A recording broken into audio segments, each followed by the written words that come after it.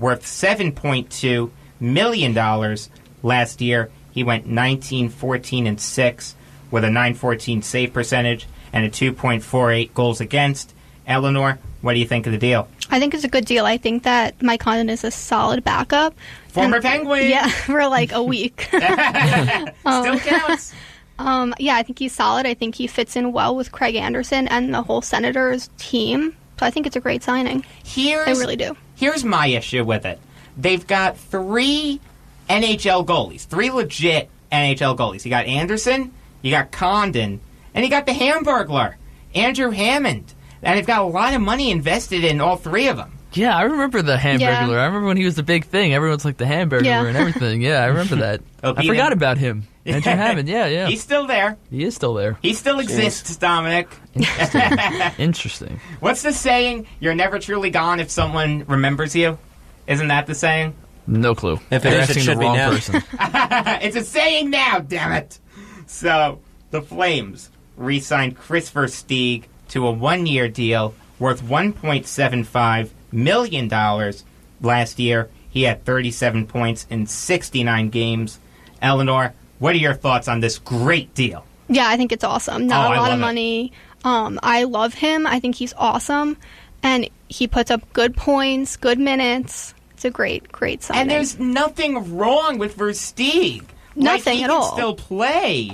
I know he's a little up there in age, but the guy could still play. He is just solid. He's a solid player.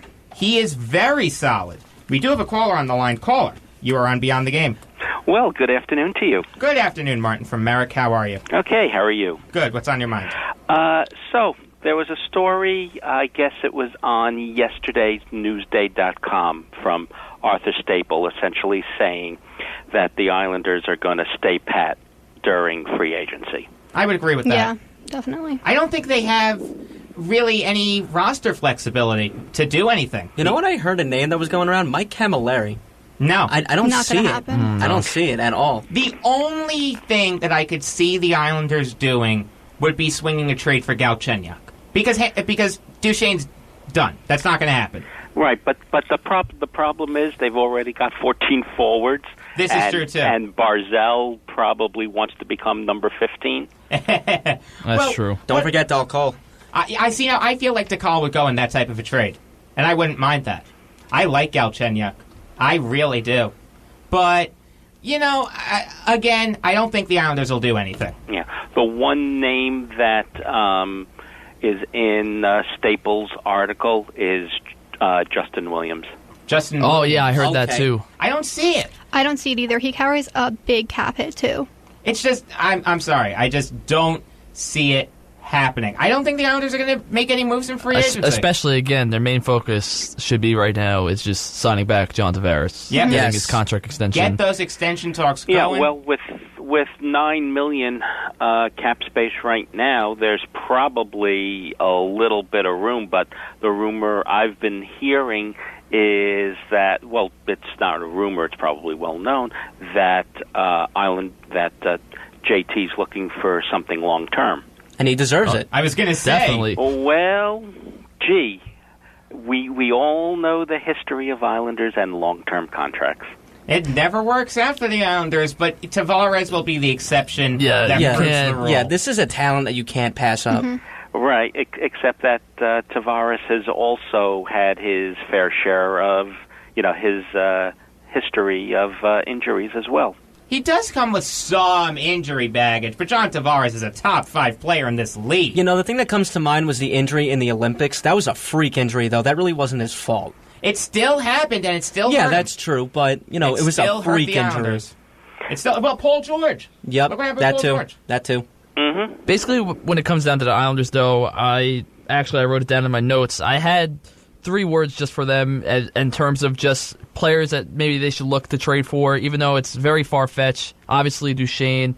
I also heard Van Riemsdyk and either Galchenyuk. So those are the 3 guys I would say just go after, see if you can get them, get an extra forward for JT or for another line in that sense, because right now I think the first line could be Ladd, Tavares, Eberle, or Lee, Tavares, Eberle, something like that. So obviously, I'm going to put DeCall on the first line. If he really makes it. You think, if he makes it. I think he'll make it. He should. There's no reason for him not to. He should. I agree Then with again, you. the Islanders never develop prospects well. I think the prospects that are coming up this year are Doc Hall, and Barzal. Okay. That should be the only two. Yeah. Barzal. But then again, you have to. I was going to say, where are you going to put Barzal? Third-line center or second-line center? Like, maybe that's why I could see a trade happening and just trying to get rid of some forwards. Like, they'll just take a... No, you know what they'll do? I'll tell you exactly what they're going to do. They're going to put Barzal on the second line, and they're going to move either Lee or Nelson to the third line to give guys like Prince, Quine, Kuhlman, or Bailey, whoever else is on that line, a scoring winger. Or a scoring center, depending on where they put him. And then when it comes to defense, I mean, you got rid of Hamonic, you locked in Pulak's spot. Hallelujah! It's a miracle! Oh, I was doing backflips. Oh, I am so glad that Travis Hamonic is no longer an Islander. Oh, my goodness. Do you think the haul they got back for Hamonic was fair? Yes. I think so. do. Because all I would have wanted was the beer vendor in Section 108. And let me tell you, that's a great beer vendor, by the way. I mean, I know him really well. Great guy. That was a good Shout out to you. Oh, I didn't realize you had that plugged in. Yeah, bro. Oh, that was scary. Hold on, can we talk about yesterday's experience? Go ahead. Sure. Oh, it was great. It was your first time there. at a hockey game ever, you know what I mean? And seeing guys like Hosang, who you guys are really high on, really good frontman. I mean, he could, go through the...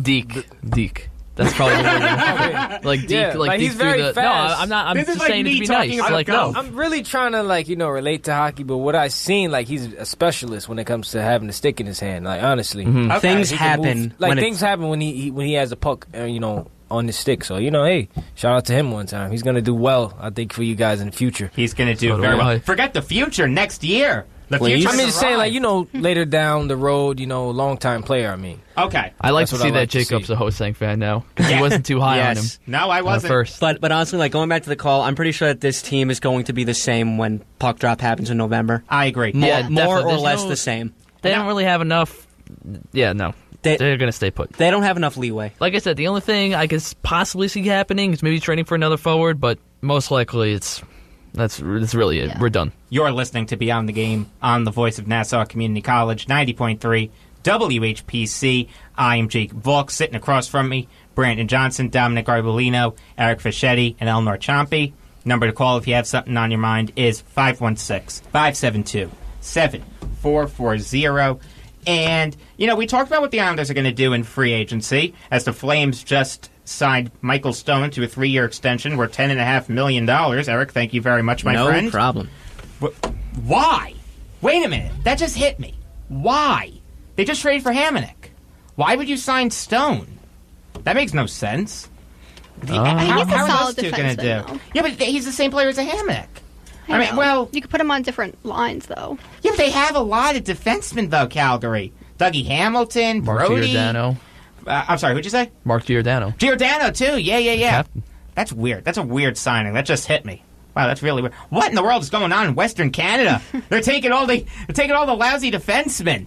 My goodness gracious. Can they take Bruno Gervais? Remember Bruno Gervais, Eric, who you talked the about? best number 8 in Islander history. No, actually, no. I actually looked it up. Okay. And the best player in Islander history that wore number 8 was, as soon as I pulled it up on my phone, I'll tell you what, while I'm pulling it up, Dominic, what do you think the Rangers are going to do in free agency?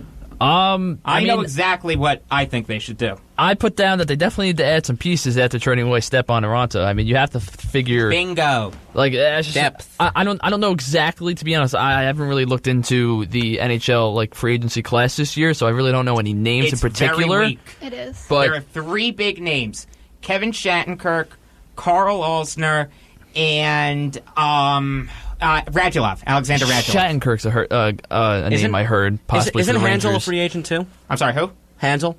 Hansel? Yeah, but I don't count Martin Hansel as an A free agent.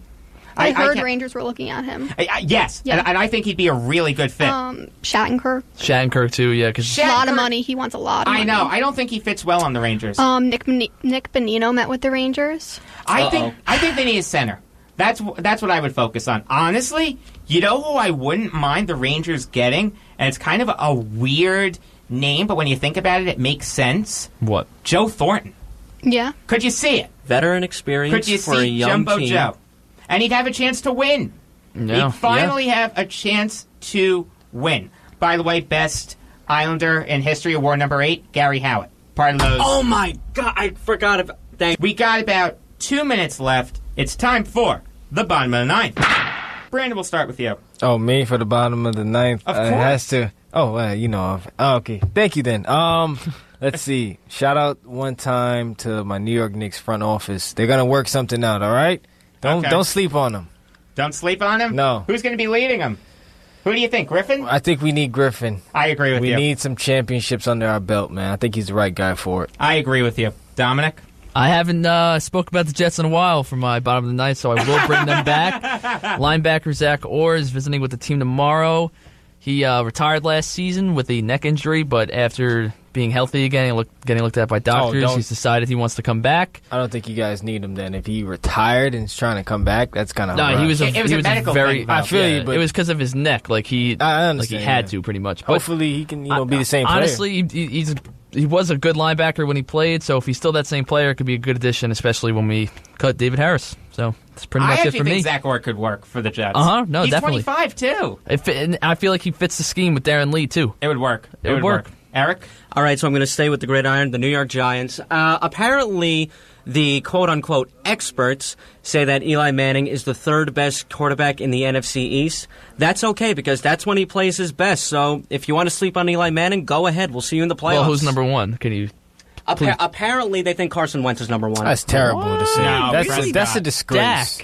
Carson Wentz could be the number one quarterback. He could be. I'll give him that. He can't be. Well, all right. Prescott? They've only both played 1 year, so right now, definitely Prescott's number one. But you never know. I won't deny Wentz being number one. Prescott, Manning, they're Cousins, saying, Wentz. That's the order. I don't believe in their opinion. You know what I mean? I don't. Everyone's either. entitled to their own opinion. You know what I'm saying? Oh, so definitely. I think that's whenever a they bad have opinionated analysis. stuff, you never pay attention to it That's because true. they just talk at it. Let's talk about playoffs and rings, then we can talk. Exactly. Yep. Eleanor? I just want to congratulate Nico Heischer for going first overall in the NHL draft. I had Nolan Patrick. I had Nico That's Heischer from the crazy. beginning. I was so confused. I am so happy. Highest drafted Swiss player in NHL history. He's going to be a superstar. So Anthony Young and Dave Semenko passed away earlier this week.